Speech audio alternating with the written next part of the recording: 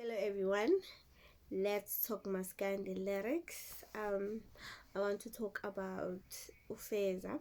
Ufeza says, Inhliziyo yami hello, ungavumi ukudlala abantu egameni lothando.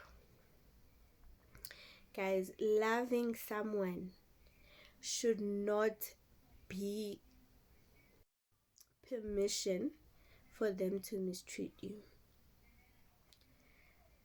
Loving someone should not give them a pass ukuthi akuphathise okwadoti and you will accept it ngoba uyamthanda. This theory ukuthi uphuma umuntu musu kuphuma inhliziyo ayisebenzi, ayikusebenzeli wena mnikazi wenhliziyo. So at some point we have to learn ukuthi umuntu, you can have feelings of love for a person, but that doesn't mean you have to keep being accessible to loyo muntu loyo, because uyabathanda, yes, but udlala ngawe nje. Then why are you still giving umuntu opportunities ukuthi adlale ngawe? Ngiyamuzwa mina Ufeza mithi ungavumi ukudlala abantu egameni lothando.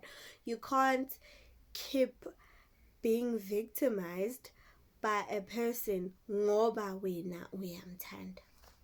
The fact that they're able ukuthi bedlale ngawe, or the fact that that thought process allows them ukuthi othi ngidlale ngaye, it means lolu thando lolu wena ofuna lugcine in the relationship is one-sided, because wena wedwa ngithi unothando.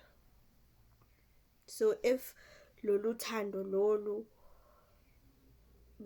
ubelifila naye, ubese ukuphatha ngale ndlela nawe umphethe ngaye, naye ubengeke adlale ngawe njoba nawe ungadlali ngaye.